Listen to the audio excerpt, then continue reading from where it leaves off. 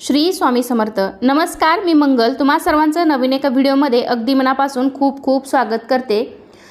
तर सध्या सर्वांना प्रश्न पडलेला आहे की यावर्षी नवमी आणि दसरा एकाच दिवशी आल्यामुळे घट कधी उठवायचे आहेत, घट उठवण्याचा शुभ मुहूर्त काय असणार आहे, तसेच ज्यांनी उठता आणि बसता उपवास केलेला असेल त्यांनी उपवास कधी धरायचा आहे, कधी सोडायचा आहे, ज्यांनी नवरात्रीचा 9 दिवसांचा उपवास केलेला असेल त्यांनी हा उपवास कधी सोडायचा आहे आणि उपवास कोणता पदार्थ खाऊन सोडावा जेणेकरून आपण केलेल्या व्रताचं संपूर्ण फळ आपल्याला मिळू शकेल। तर अशी संपूर्ण माहिती तुम्हाला आजच्या व्हिडिओमध्ये मी देणार आहे। त्यासाठी व्हिडिओ शेवटपर्यंत नक्की पहा।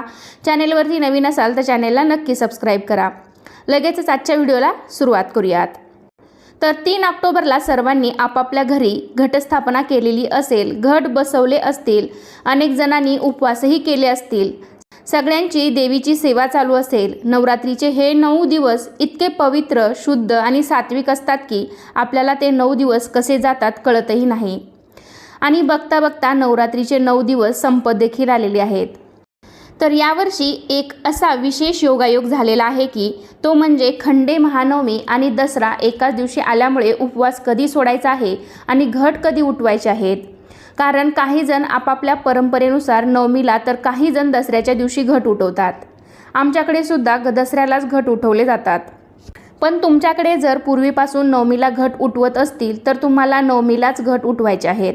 आणि ज्यांनी पहिल्यांदाच घटस्थापना केलेली असेल किंवा ज्यांना माहिती नसेल की आपल्याकडे पूर्वीपासून कधी घट उठवतात तर त्यांनी मात्र दसऱ्याच्या दिवशी घट उठवायचे आहेत। कारण शास्त्रानुसार नवरात्र उत्तापन शनिवारी 12 ऑक्टोबर 2024 रोजी आहे। यानंतर आपण घट उठवण्याचा शुभ मुहूर्त काय आहे ते जाणून घेऊया।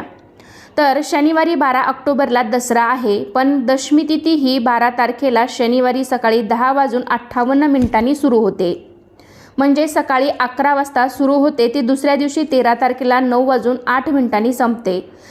त्यामुळे जे लोक दसऱ्याला घट उठवणार आहेत तर त्यांनी शनिवारी 12 ऑक्टोबरला सकाळी 11 नंतर घट उठवायचे आहेत। कारण या दिवशी सकाळी 11 नंतर दशमी तिथी ही चालू होते। तसेच याच दिवशी तुम्ही विजय मुहूर्तावर पण घट उठवू शकता। तर विजय मुहूर्त असा आहे, शनिवारी 12 ऑक्टोबरला विजय मुहूर्त दुपारी 2:22 पासून ते दुपारी 3:09 पर्यंत असणार आहे। तर हा विजय मुहूर्त आहे। तर या वेळेमध्ये सुद्धा तुम्ही घट उठवू शकता किंवा मग 12 ऑक्टोबरला शनिवारी 11 नंतर तुम्ही कधीही घट उठवले तरीही चालू शकतात। कारण दसरा हा 3.5 मुहूर्तापैकी एक शुभ मुहूर्त मानला जातो। त्यामुळे हा दिवस सर्वात शुभ असणार आहे। त्यामुळे दसऱ्याच्या दिवशी जे लोक घट उठवणार असतील तर त्यांनी सकाळी 11 नंतर कधीही उठवू शकता। आणि जे लोक नवमीला घट उठवणार आहेत तर त्यांनी घट कधी उठवायचे, तर त्यांनी पण शनिवारी 12 ऑक्टोबरलाच घट उठवायचे आहेत। म्हणजेच वेळ जाणून घेणं खूप आवश्यक आहे। तर शनिवारी 12 ऑक्टोबरला पहाटेपासून ते सकाळी 11 वाजेपर्यंत नवमीचे घट तुम्ही उठवू शकता।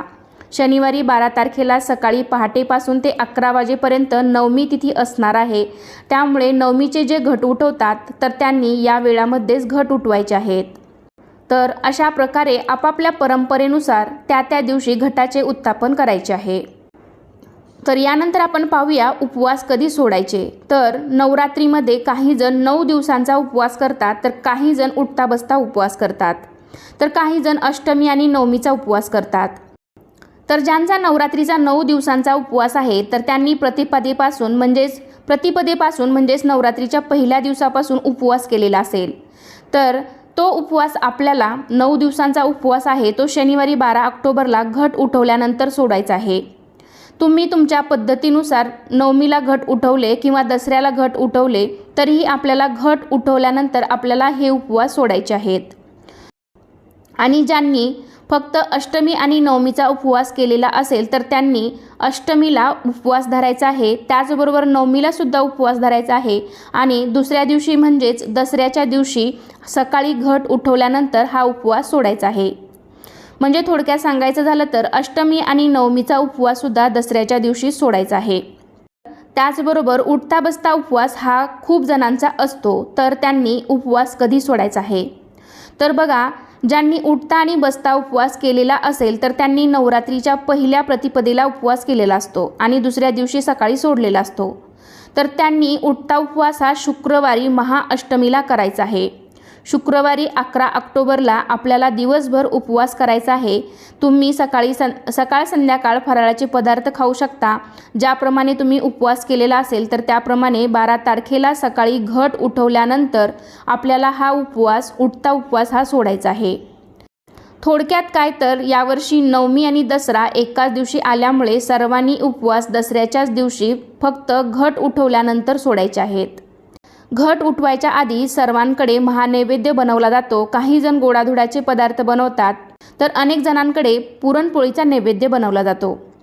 आणि असंही आपण दसरा या सणाला गोडधोड जेवण बनवतच असतो। तर त्यामुळे आपल्याला दसऱ्याच्या दिवशी सकाळी घटाला देवीला पुरणपोळीचा नैवेद्य दाखवायचा आहे आणि घट उठवल्यानंतर मग आपल्याला उपवास सोडायचा आहे।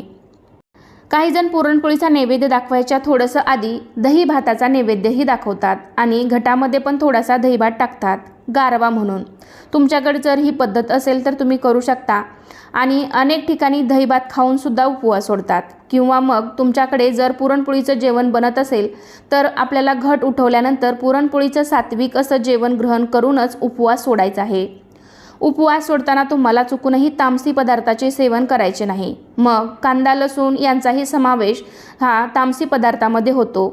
तर कांदा लसूण युक्त पदार्थाचे सेवन करून उपवास सोडू नका। म्हणजेच काय तर तुम्ही जेही पदार्थ बनवाल तर त्यामध्ये कांदा लसूण हे वापरू नका। आपल्याला सात्विक अन्नपदार्थ ग्रहण करूनच उपवास सोडायचा आहे। तर त्यामध्ये तुम्ही दही भात खाऊन सोडू शकता किंवा पुरणपोळी खाऊन उपवास सोडू शकता किंवा मग देवीचा प्रसाद म्हणून एखादी कडकणी किंवा आणि एखादा गोडाचा पदार्थ बनवला असेल तर तोही खाऊन तुम्ही उपवास सोडू शकता। त्याचबरोबर घट उठवल्यानंतर जो अखंड दिवा असतो तर तो फुंकर मारून विझवू नका। तर त्यातील तेल संपल्यावर तो दिवा आपोआप शांत होईल। त्यानंतरच तुम्ही तो उचलून घासून पुसून स्वच्छ करून ठेवा। आपण ज्या दिवशी घट उठवणार आहोत तर त्या दिवशी दसरा आहे। तर त्या दिवशी आपल्याला देवांना सुद्धा स्वच्छ स्नान घालून त्यांची स्थापना नवीन वस्त्रावरती करायची आहे आणि त्यांची छान अशी पूजा करायची आहे। या दिवशी देवाला आवर्जून झेंडूची फुले आणि आपट्याची पाने वाहायची आहेत आणि याच दिवशी नवरात्र उत्थापन आणि उपवासाचं पारणं सुद्धा होणार आहे। तर अशा पद्धतीने तुम्हाला मी आजच्या व्हिडिओमध्ये सर्व प्रश्नांची उत्तरं दिलेली आहेत। म्हणजेच घट उठण्याबद्दल आणि उपवास सोडण्याबद्दल संपूर्ण माहिती देण्याचा प्रयत्न केलेला आहे। तर कसा वाटला तुम्हाला आजचा व्हिडिओ नक्कीच कमेंटद्वारे सांगा। व्हिडिओ आवडला असेल तर व्हिडिओला लाईक करा। अजूनही काही तुमच्या शंका असतील तर कमेंटद्वारे नक्की विचारू शकता।